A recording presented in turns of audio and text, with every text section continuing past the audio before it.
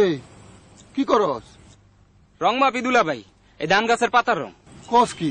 খোঁজ খবর তো কিছু রাখেন না, বেহুশের মতো যখন তখন দেন সার, আর জমিতে ঘটে বেতাল কারবার। আমি বেহুশ? আমার কাজ কাম বেতাল হয়ে যায়, শুনছস মদিনা? দুলা ভাই মিশা কিন্তু কয় নাই, জমিতে ইউরিয়া সার প্রয়োজনের তুলনায় বেশি দিলে সারের খরচ যেমন বেশি হয়, তেমনি পোকামাকড় ও রোগ বালাইয়ের আক্রমণও বাইরে যায়।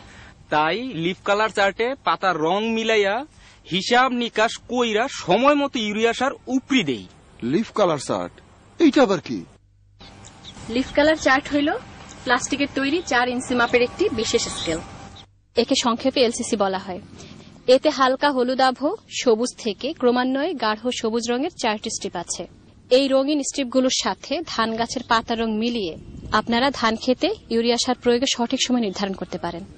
আগা মাথা তো কিছুই বুঝলাম না। যখন ধান গাছের খাদ্য দরকার হয় তখন ধান গাছের পাতার রং গাঢ় সবুজ থেকে হালকা সবুজ হতে থাকে। এলসিসি দিয়ে এই রং মেপে সঠিক সময়ে সঠিক মাত্রায় ইউরিয়া সার উপরি প্রয়োগ করা যায়। আমন মৌসুমে রোপা ধান রোপণের 15 দিন এবং বোনা ধানে পাতা বের হবার 15 দিন পর থেকে ধান গাছে থোড় আসা পর্যন্ত প্রতি 10 দিন পর পর এলসিসি দিয়ে পাতার রং মাপতে হয়। আবার বড় মৌসুমে ধান রোপণের 21 দিন পর এবং বোনা ধানে পাতা বের হবার 25 দিন পর থেকে ধান গাছে থোড় আসা অবস্থা পর্যন্ত প্রতি 10 দিন পর পর এলসিসি দিয়ে পাতার রং মাপতে হয়। কাজটা কেমনে করে আপা? সমানভাবে ধানের চারা রোপণ করা একটি জমির বিভিন্ন জায়গা থেকে 10টি সুস্থ সবল ধানের গোছা বেছে নিতে হবে। বেছে নেওয়া প্রতিটি গোছার পুরোপুরি বের হওয়া উপরের পাতাটির মাঝের অংশ এলসিসির উপর রাখুন। এবার পাতার রঙের সাথে এলসিসির রং মিলান। এলসিসির যে রঙের সাথে পাতার রং মিলবে সেই রঙের নিচের নম্বরটি এলসিসির পাতার মাপক নম্বর। যদি পাতার রং এলসিসির পাশাপাশি দুই রঙের মাঝামাঝি মিলে তাহলে 2টি নম্বরের গড় হবে এলসিসির মাপক নম্বর। এভাবে বেছে নেওয়া 10টি গোছার পাতার রং এলসিসির রঙের সাথে মিলিয়ে 10টি এলসিসির মাপক নম্বর পাওয়া যাবে।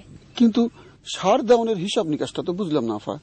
যখন 10টি এলসিসি মাপক নম্বরের মাঝে 6টির বেশি মাপক নম্বর রোপা ধানে 3.5 এবং বোনা ধানে 3-এর কম হয় তখন ইউরিয়া সার উপরি প্রয়োগ করতে হবে। আমন ফসলে প্রতি 33 শতক জমিতে 7.5 কেজি এবং বড় ফসলে 9 কেজি সার উপরি প্রয়োগ করতে হবে। তার মানে লাগলে দিমু, না লাগলে নাই। তবে 10 দিন পর পর রং মাপার কাজটা করুন চাই। ব্যতিক্রমও আছে। যদি মাইপা দেখেন ইউরিয়া প্রয়োগের দরকার নাই, তাইলে 10 দিন অপেক্ষা না কইরা 5 দিন পর আবার পাতার রং মাপবেন, প্রয়োজন হলেও তো যাইতে পারে। হ্যাঁ, এটাও ঠিক। এই ক্ষেত্রে যদি সার দিতে হয় তাহলে সার প্রয়োগের তারিখ থেকে আবার 10 দিন পর পর পাতার রং মাপতে হবে। এইবার আস্থা বিষয়টা বুঝে ফেলাইছে আপা। যে না, আরো একখান কথা আছে। সকাল 9টা থেকে বেলা 11টা অথবা বেলা 2টা থেকে বিকাল 4টার মধ্যে এলসিসি দিয়া পাতার রং মাপা ভালো।